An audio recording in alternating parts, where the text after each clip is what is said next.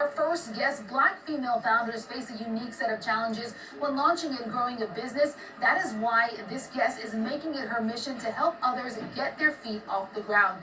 Joining us now is Etienne, a founder and CEO of Ruby Love and the co-founder of venture capital firm CAJE. Crystal, you bootstrapped your company, Ruby Love, to $10 million, the fourth largest funding round ever secured by a Black woman. Let's just talk about this. What challenges did you face along the way to your funding journey? Oh, wow. Like just being a Black woman in raising funds is very difficult. I had over millions of dollars of revenue, and I was still finding it very hard to raise funds. So I just gave up. I completely gave up until I had investors chasing me. And at the end, I had 15, term sheets. It was very difficult, one, because I'm a Black woman. They see that Black women are very inferior, and which of course we're not. And then on top of it, the category that I was in femtech, and being one of the top 3 players in that category, it still was very difficult of being a Black woman. Whereas if I was a white male, a check would have been written if I only had $100,000 worth of sales. But I was trailing in with, millions and millions of dollars of sales and still getting no. In addition to your company, Ruby Love, you recently launched a venture capital firm, CAJE, to support underfunded Black female founders. Can you put into perspective, especially kind of given your own personal journey, why this is so needed? So with our company at CAJE & Co., I launched it because I wanted Black women to not have to go through what I went through.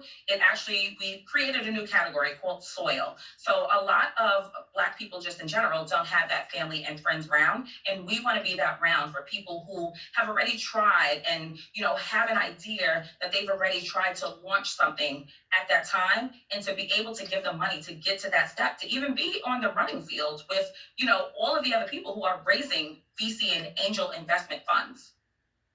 So I was actually going to ask next about soil. What does that stand for? Is it kind of an analogy to soil and growing? And then, on top of that, how will this help Black female entrepreneurs and founders? Yeah, so soil is just that first amount of money that you just really just wish you had every time you just think to yourself when you first started a business, if I only had this. And most people do not have that, especially women in general, and Black women do not have that means to actually go there. They actually don't know where to go. So creating that, it will open the doors for so many other businesses to become uniforms and to become billion-dollar businesses, because most people just, after you can't figure out the means to get what you need to get and the funds to go to finish your business, to just get it going along, you just quit. So the soil, where that came from, is just that, the soil, and just think of it as a plant. You start with the soil, and then it grows and it blossoms into something beautiful. That's exactly kind of where my head went with it in terms of that analogy to a plant. What kind of founders are you hoping to kind of invest in, and what impact has CAJE had to date?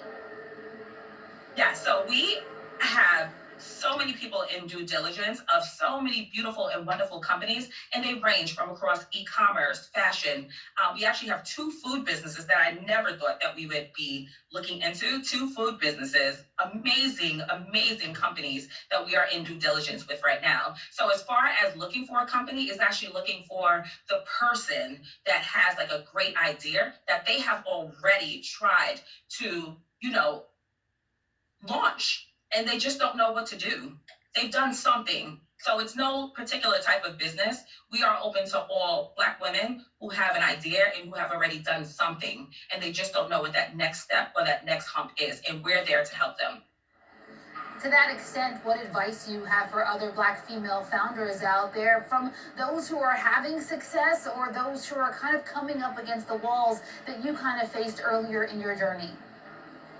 Just not to take no, and to really believe in yourself and know that your vision is something that is special. There's so many stupid ideas and stupid products that have grown up into be billions of dollars of companies that we can all think of. And I just want that Black women to know that all you have to do is really take your idea and just keep running with it, and do not stop. That is the best. Think of it very big, not small, and know that you have and you're onto something big. Before I have to let you go here, I want to know what's in store for the future of Ruby Love and CAJE.